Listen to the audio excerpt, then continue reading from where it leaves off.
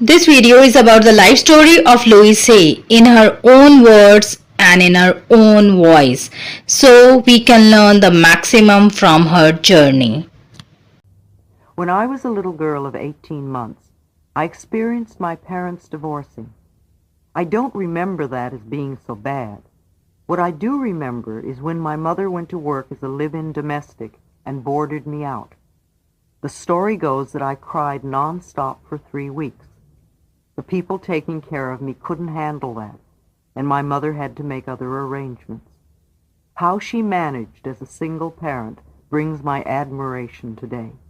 Then, however, all I knew and cared about was that I was not getting all the loving attention I once had. I have never been able to determine if my mother loved my stepfather or whether she married him in order to provide a home for us. This man had been brought up in Europe in a heavy Germanic home with much brutality, and he had never learned any other way to manage a family. My mother became pregnant with my sister, and then the 1930s depression descended upon us, and we found ourselves stuck in a home of violence. I was 5 years old. To add to the scenario, it was just about this time that a neighbor, an old wino as I remember, raped me. The doctor's examination is still vivid in my mind, as was the court case in which I was the star witness. The man was sentenced to 15 years in prison. I was told repeatedly it was your fault, and I spent many years fearing that when he was released, he would come and get me for being so terrible as to put him in jail. Most of my childhood was spent enduring both physical and sexual abuse, with a lot of hard labor thrown in. My self-image became lower and lower, and few things seemed to go right for me. I began to express this pattern in the outside world. There was an incident in the 4th grade that was so typical of what my life was like. We were having a party in school one day, and there were several cakes to share. Most of the children in this school, except for me, were from comfortable middle-class families. I was poorly dressed, with a funny bowl haircut, high-top black shoes, and I smelled from the raw garlic I had to eat every day to keep the worms away. We never had cake. We couldn't afford it. There was an old neighborhood woman who gave me 10 cents a week, and $1 on my birthday and at Christmas. The 10 cents went into the family budget, and the $1 bought my underwear for the year at the dime store. So this day we were having a party at school, and there was so much cake that as they were cutting it, some of the kids who could have cake almost every day were getting 2 and 3 pieces. When the teacher finally got around to me, and of course I was last, there was no cake left, not one piece. I can see clearly now that it was my already confirmed belief that I was worthless and did not deserve anything that put me at the end of the line with no cake. It was my pattern. They were only being a mirror for my beliefs. When I was 15, I could not take the sexual abuse any longer, and I ran away from home and from school. The job I found as a waitress in a diner seemed so much easier than the heavy yard work I had to do at home. Being starved for love and affection, and having the lowest of self-esteem, I willingly gave my body to whoever was kind to me, and just after my 16th birthday, I gave birth to a baby girl. I felt it was impossible to keep her. However, I was able to find her a good, loving home. I found a childless couple who longed for a baby, and I lived in their home for the last 4 months, and when I went to the hospital, I had the child in their name. Under such circumstances, I never experienced the joys of motherhood, only the loss and the guilt and shame. Then it was only a shameful time to get over with as soon as possible. I only remember her big toes, which were unusual like mine. If we ever do meet, I will know for sure if I see her toes. I left when the child was 5 days old. I immediately went back home and said to my mother, who had continued to be a victim, "Come on, you don't have to take this any longer. I'm getting you out of here."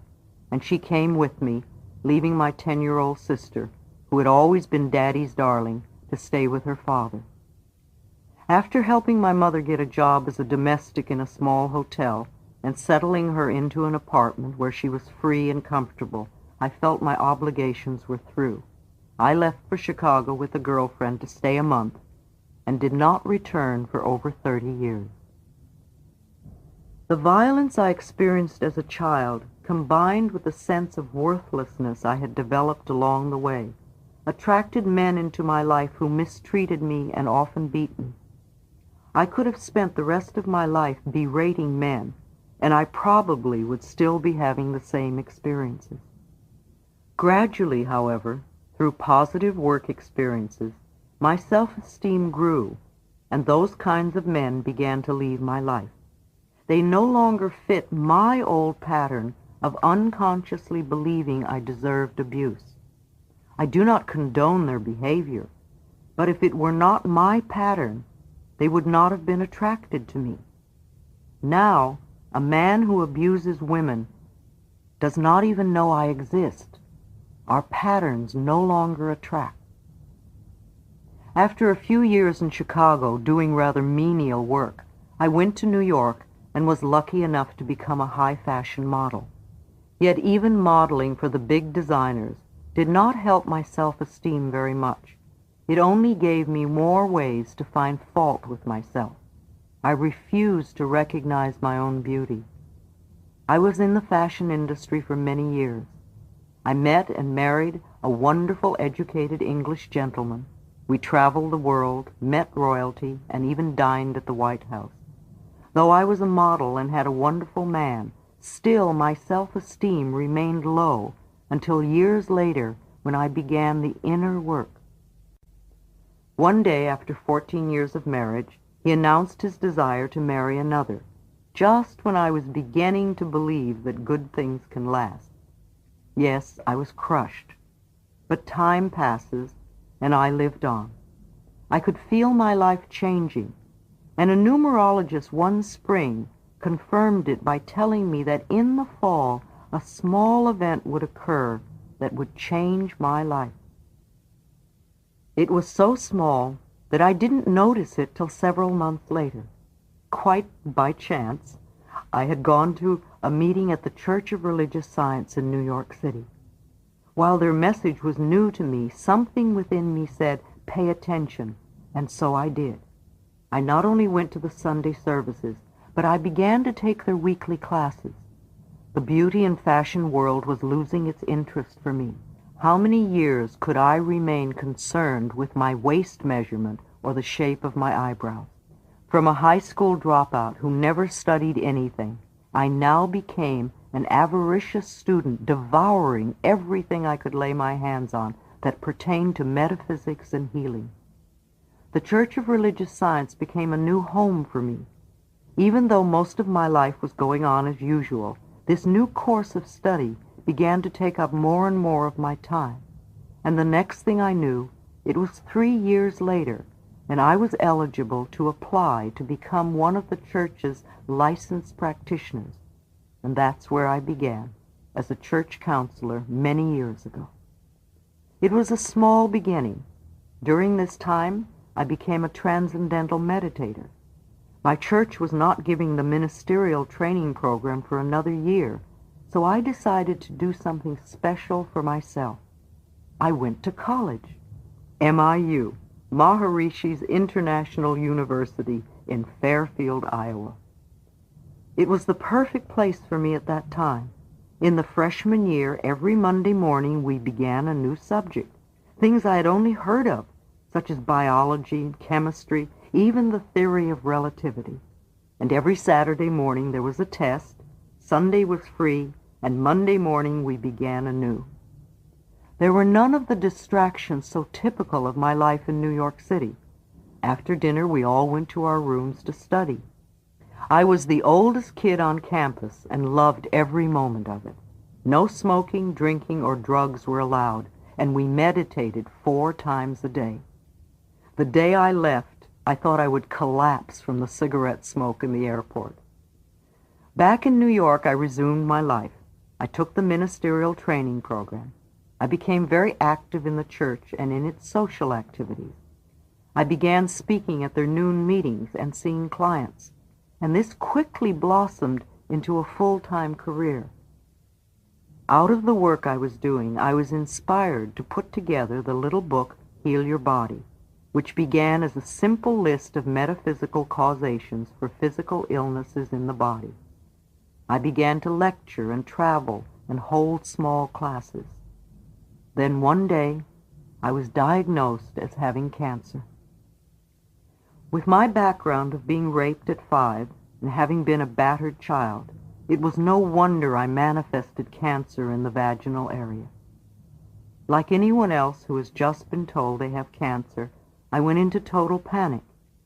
Yet because of all my work with clients, I knew that mental healing worked, and here I was being given a chance to prove it to myself. After all, I had written the book on mental patterns, and I knew cancer is a disease of deep resentment that has been held for a long time until it literally eats away at the body.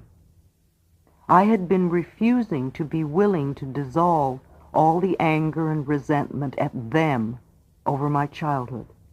There was no time to waste. I had a lot of work to do. The word incurable, which is so frightening to so many people, means to me that this particular condition cannot be cured by any outer means, and that we must go within to find the cure. If I had an operation to get rid of the cancer and did not clear the mental pattern that created it, then the doctors would just keep cutting Louise until there was no more Louise to cut. And I didn't like that idea. If I had the operation to remove the cancerous growth and also cleared the mental pattern that was causing the cancer, then it would not return. If cancer or any other illness returns, I do not believe it is because the doctors did not get it all out, but rather that the patient has made no mental changes. They just recreate the same illness, perhaps in a different part of the body. I also believe that if I could clear the mental pattern that created this cancer, then I would not even need the operation. So I bargained for time, and the doctors grudgingly gave me 3 months when I said I did not have the money. I immediately took responsibility for my own healing. I read and investigated everything I could find on alternative ways to assist my healing process. I went to several health food stores and bought every book they had on the subject of cancer. I went to the library and did more reading. I checked out foot reflexology and colon therapy and thought they would both be beneficial to me. I seemed to be led to exactly the right people. After reading about foot reflexology, I wanted to find a practitioner. I attended a lecture, and while I usually sit in the front row, this night I was compelled to sit in the back. Within a minute, a man came and sat beside me, and guess what? He was a foot reflexologist. We met 3 times a week for 2 months, and it was a great help. I also knew I had to love myself a great deal more. There was little love expressed in my childhood, and no one had made it okay for me to feel good about myself. I had adopted their attitudes of continually picking on and criticizing me, which became second nature. I came to the realization through my work with the church that it was okay and even essential for me to love and approve of myself. Yet I kept putting it off, rather like the diet you will always start tomorrow. But I could no longer put it off. At first it was very difficult for me to do things like stand in front of the mirror and say, "Louise, I love you. I really love you." However, as I persisted, I found that several situations came up in my life where in the past I would have berated myself, and now, because of the mirror exercise and other work, I was not doing so. I was making some progress. I knew I had to clear the patterns of resentment I'd been holding since childhood. It was imperative for me to let go of the blame. Yes, I had had a very difficult childhood with lots of abuse, mental, physical, and sexual. But that was many years ago, and it was no excuse for the way I was treating myself now. I was literally eating my body with cancerous growth because I had not forgiven.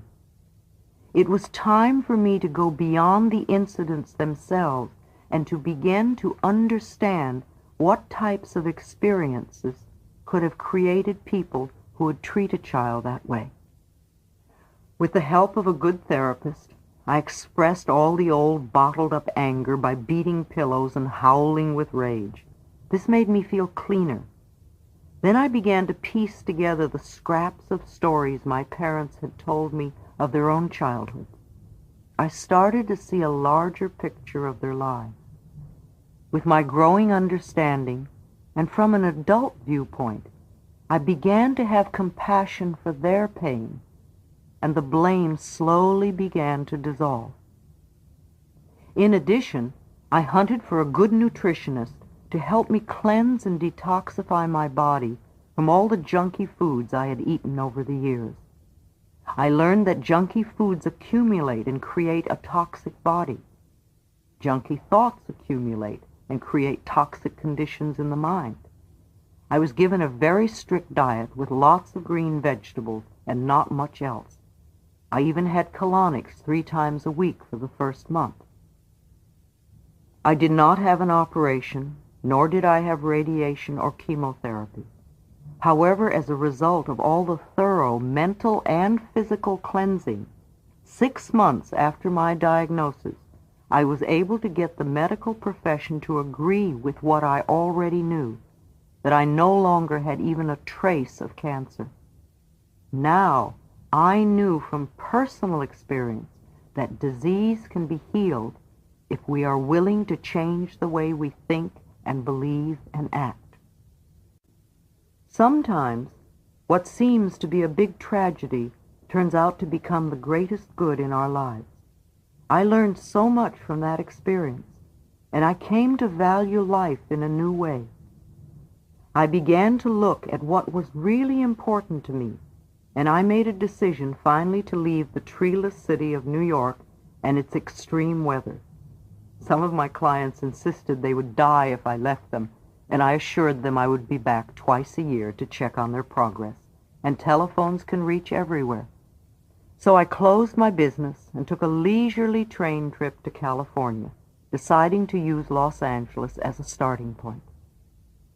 Even though I had been born here many years before, I knew almost no one anymore except for my mother and sister, who both now lived on the outskirts about an hour away. We had never been a close family, nor an open one, but still I was unpleasantly surprised to learn that my mother had been blind for a few years, and no one had bothered to tell me.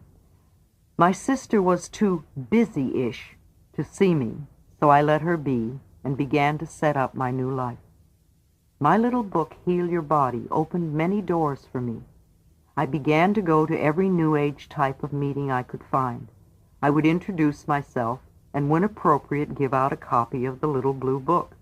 For the first 6 months, I went to the beach a lot, knowing that when I became busy, there would be less time for such leisurely pursuits.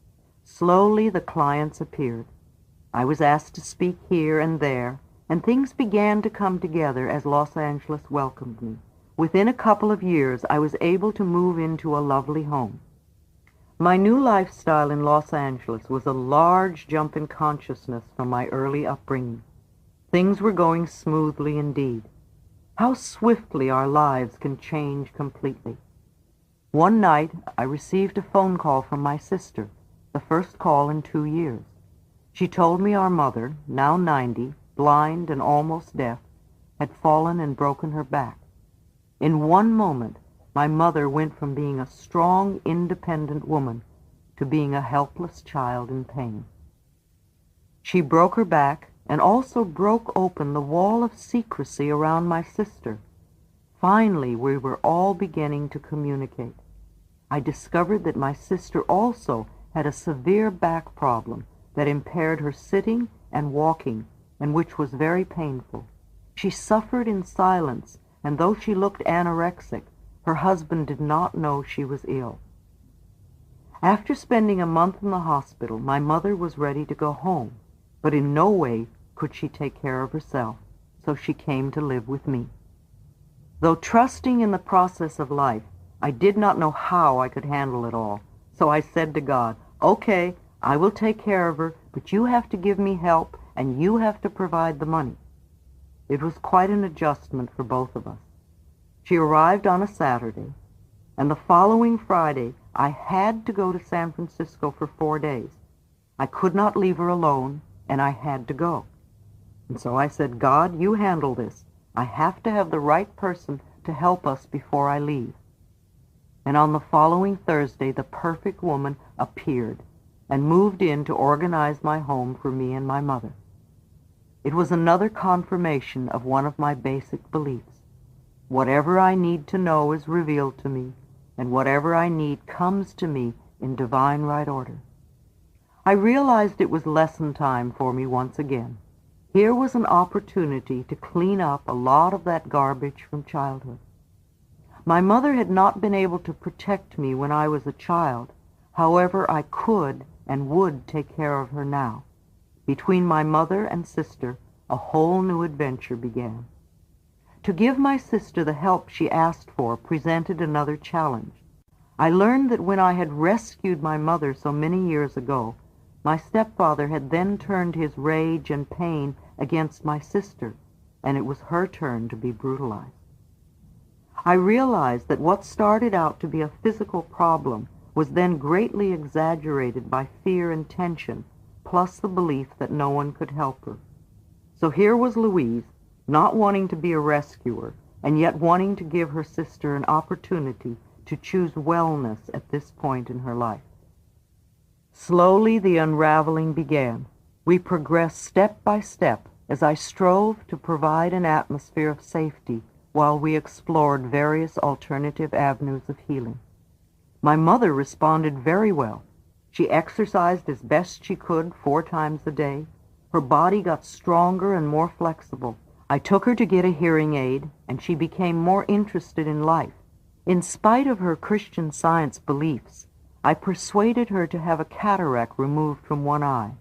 What a joy for her when she began to see again, and for us to see the world through her eyes. She was so pleased to read again.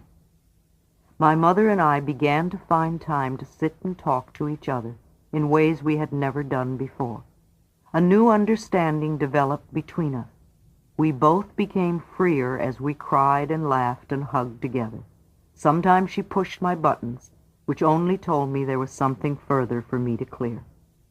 In 1986, my mother passed away at 91, quickly and peacefully. We had cleared as much as we could, and both felt a release from guilt. My sister went back to her seclusion and is doing it her way. My work continues on an ever-expanding level. My staff continues to increase, and my goal is to create a world where it is safe for us to love each other. And this is where my life is now.